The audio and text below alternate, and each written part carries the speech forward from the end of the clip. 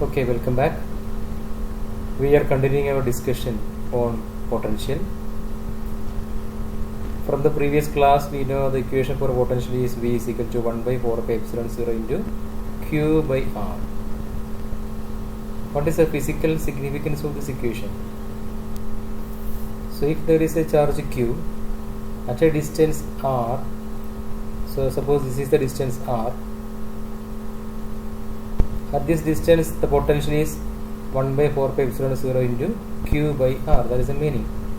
And if this charge is at the center of a circle, then you may take this R as the radius, right? So at the distance R, that means at all these points, you can see that the potential will be same. That means at all these points, the potential V will be 1 by 4 pi epsilon 0 into Q by R, because in this equation you know the value of 1 by 4 pi epsilon 0 is a constant which is 9 into 10 raised to 9, and what is Q? Q is the charge which is again a constant.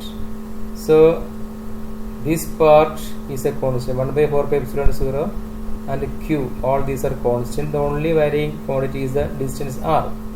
That means at the same distance R from the charge Q, potential should be a constant, right? Now if this is a shell, if this is a case of a shell where the charges are placed over the surface of the shell, so suppose this is the case, there is a shell which is uniformly charged, and for this case we have learned that again if R is the radius, for this case also the potential V will be 1 by 4 pi epsilon 0 into Q by R, provided Q is the total charge of this shell. This we have already learned, and we have drawn one graph also to show how the potential is varying from outside up to the surface of the shell, then how it is changing in fact inside it is a constant, right? Inside a shell. Now that means at this point, say suppose you are considering a point A, and this is A. What is the potential at this point A?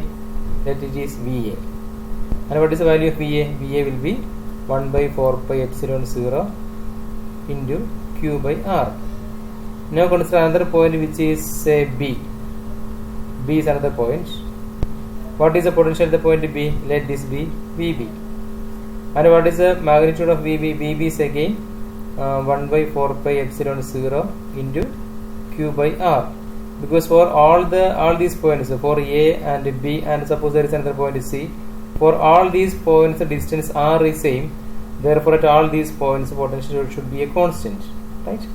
Then this kind of surfaces are called equipotential surface. They are called equipotential surface. Equipotential. Equ in the sense equal, right? Equal potential. Equipotential surface. So this is how you define equipotential surface. An equipotential surface is one at every point of which the electrical potential is a constant.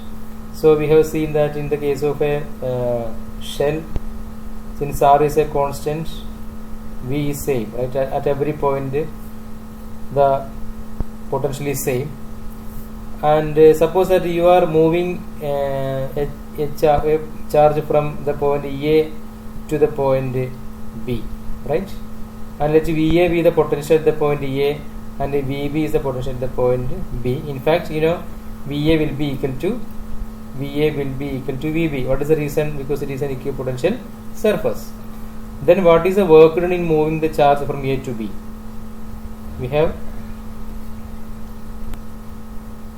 W will be equal to what? V into Q. Why? Because potential is defined in such a way that it is the work done per unit charge. Therefore, W is equal to V into Q. Then in this case, what is we are finding is V dW, which is dV into the charge Q. Then what is dV? dV is actually change in potential. So when you move the charge from A to B, the final potential will be what? Say VB. Minus initial is VA into Q. right? But VA is equal to VB is equal to V, right? The potential is same. Therefore, this is equal to what? 0, right? And what is the reason? Reason VA equal to VB is equal to V. Therefore, V minus V is equal to 0, or work done is 0. That means there is no work required to move a charge from one point to another on an equipotential surface. So there is no work done in moving a charge in an equipotential surface. Then in this case potential is 0. Then there is one more case where you can find the field is a electric field is a constant, right?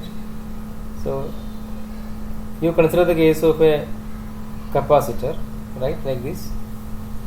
Then one plate is positively charged, other one is negatively charged, such that it is connected to a cell. One is positive, other one is negative. Let the potential of this cell is equal to, say, this is equal to 1 volt, right? So this is the place where the field is present, right? And in this region there will be a potential, right? And that potential is a constant. And in this case also the potential is a constant. So this is another case where the potential is a constant. So between the plates of a capacitor, or between the space of a pair of plates with opposite polarity, the work done will be 0 to move the charge from one point to another. Moving in the charge should be moved in a perpendicular way. That means this is how the field, this is how the potential is constant. So at this point there is a constant potential. Along this line there is a constant potential. So if you move a charge along this line, along this dotted line, there will be no work done, right? There will be no work done. It is not in the direction of the field, but perpendicular to the field. If you move the charge, there is no work done. Now we will learn more about conductors and insulators. So all of you know what is a conductor.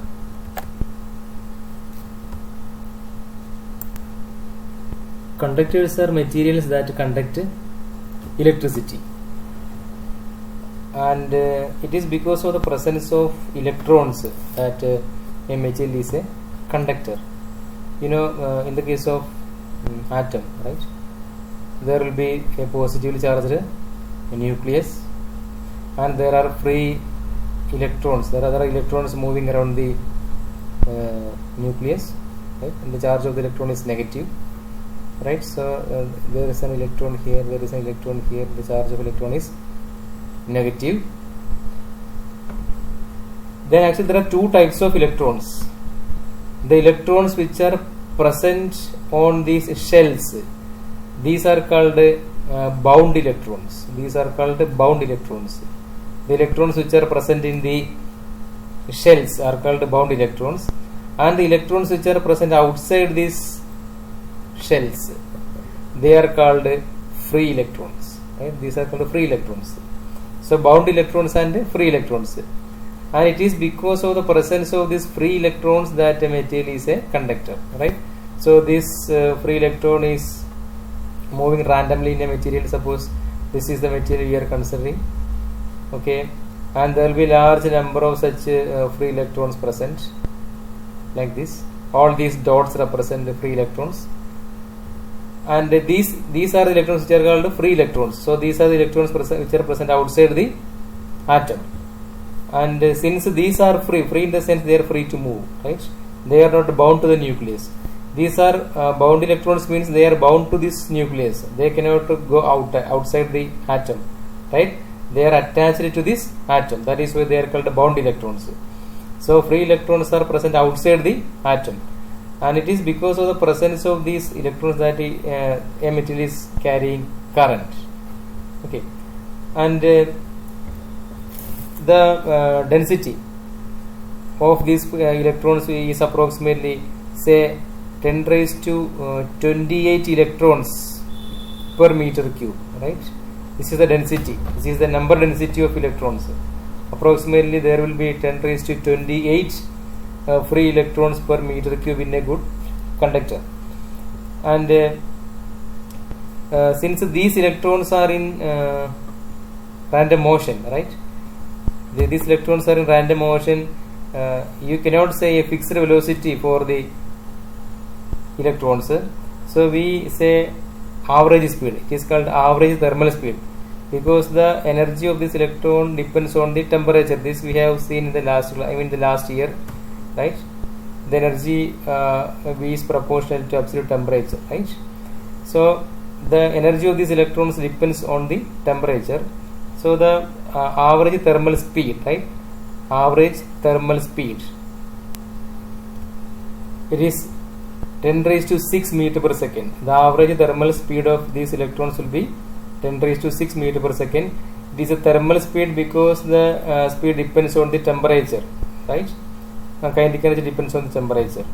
It is average in the sense, since they are in random motion, all of these electrons will not be having the same velocity, because there will be electrons, there will be atoms packed in a material, and these electrons are moving in between the space present in these atoms, like this they are moving. Okay, so this is how these electrons are moving in a random case, like this they are moving. So during their motion they are colliding with the atoms and with other free electrons also. Suppose there is another free electron coming in from a different direction, like this. Okay, so this electron and the electron which was previously moving may collide, and similarly these electrons are in continuous collision with the atoms also. So that is why the velocity we are taking as the average velocity. Okay, so 10 raised to 6 meter per second is the average velocity. Now what will happen when this conductor or this material is connected to a cell? So this is the material, right, where there are large number of free electrons which are moving in different directions, like this. Okay, and this material is connected to a cell. Suppose this is positive and this is negative, right? That means what? If this is positive and this is negative, then there will be electric field present in this direction, right? So when this electric field is present, these free electrons will move in a direction which is opposite to the direction of the electric field. This we have already seen. A free electron, in the case of a capacitor, we have seen, right? Positive, negative. So this is how the field is present, and if there is a electron present here, it will be attracted towards the positive plate, right? So the direction of movement of this electron is opposite to the direction of the electric field. So the electrons which are in random motion inside this material will get a force, or there is a force F is equal to QE acting, right, on these electrons, or F is equal to EE is acting on these electrons because of this electric field, such that now there is a direction for these electrons. And what is the direction? That direction will be opposite to the direction of electric field. So all these electrons will slowly align in a direction which is opposite to the direction of the electric field. So already the electrons are in random motion. Now the random motion means there is no specific direction. Now once the electric field is present, there is a direction for all these electrons which is opposite to the direction of the electric field, right? So this happens with a velocity which is called drift velocity. So drift velocity is the velocity with which electrons in a conductor are drifted in a direction opposite to the applied electric field. It should be applied electric field. Okay, and this drift velocity is actually very small velocity. It's a very small velocity, and normally we represent Vd to represent the drift velocity, and Vd is approximately 10 raised to minus 3. It is 10 raised to minus 3 meter per second. So it is a very small velocity. Okay,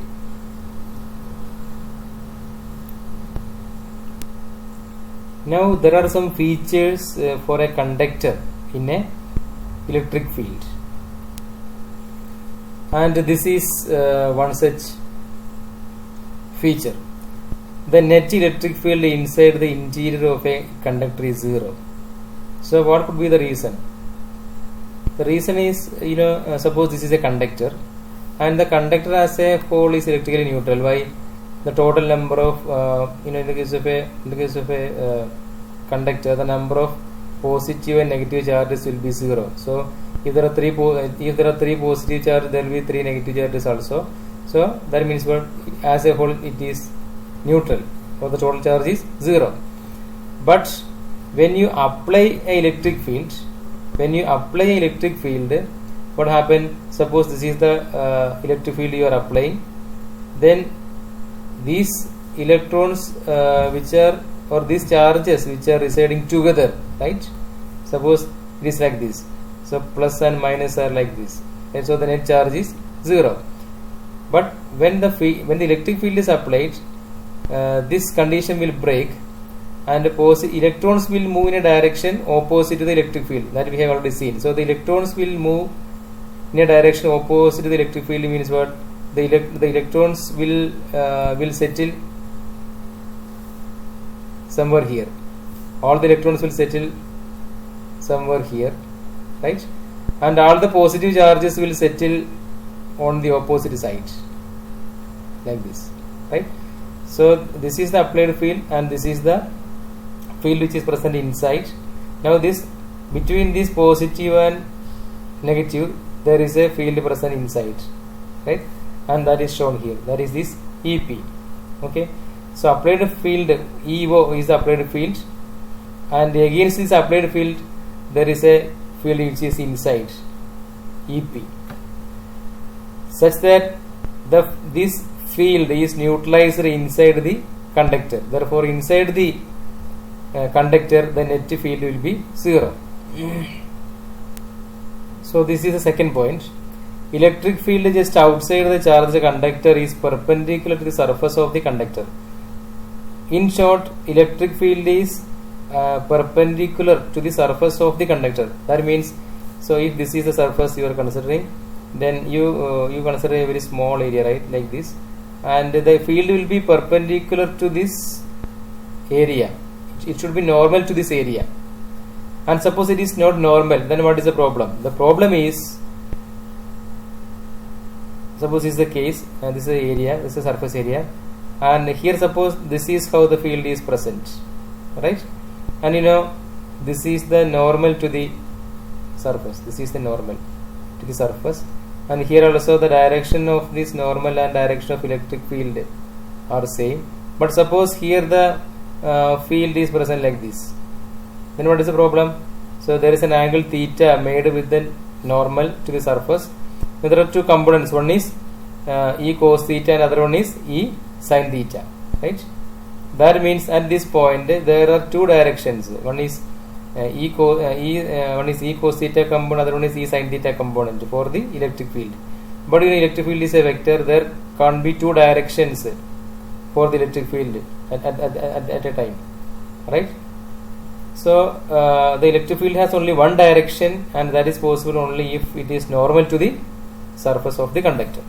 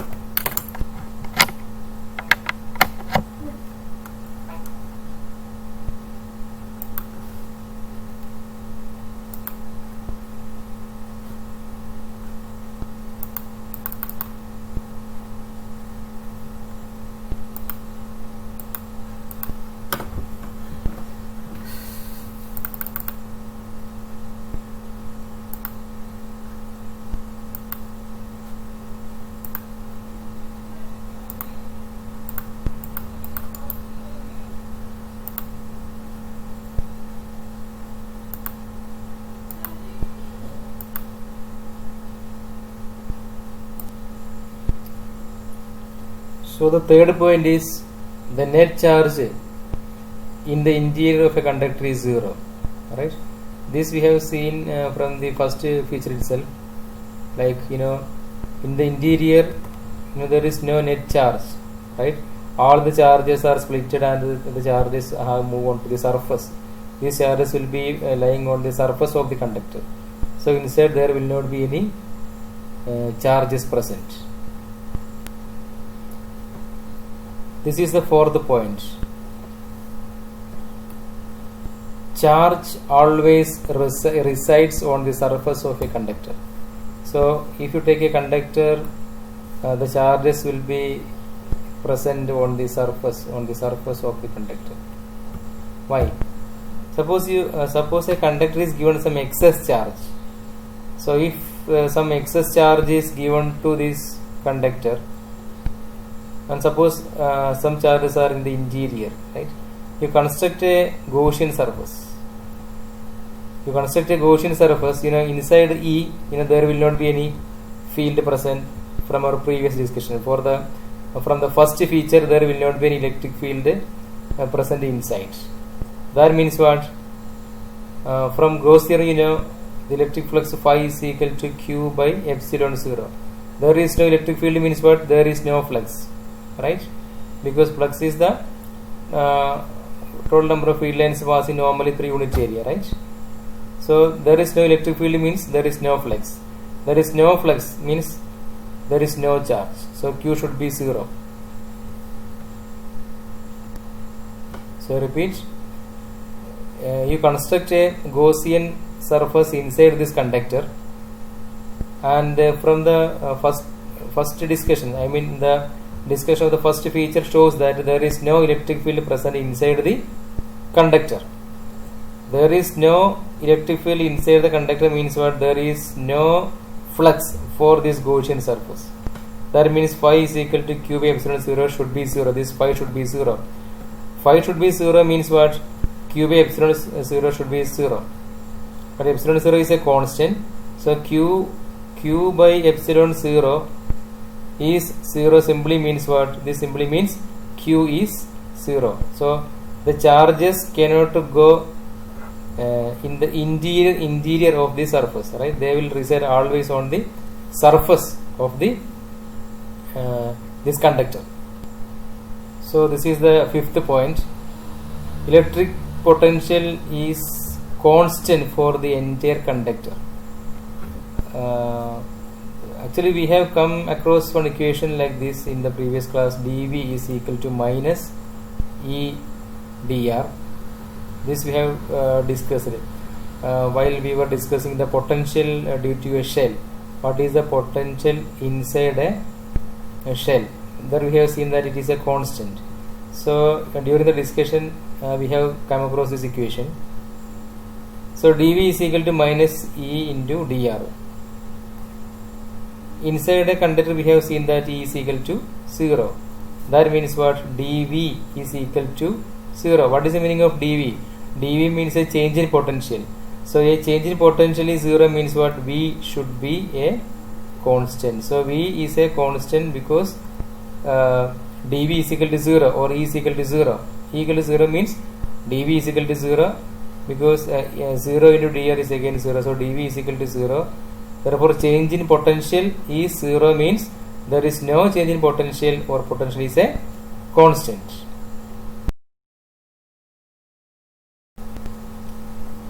So in the next class we will discuss about the insulators, or they are also called dielectrics. That we will be discussing in the next class. Thank you.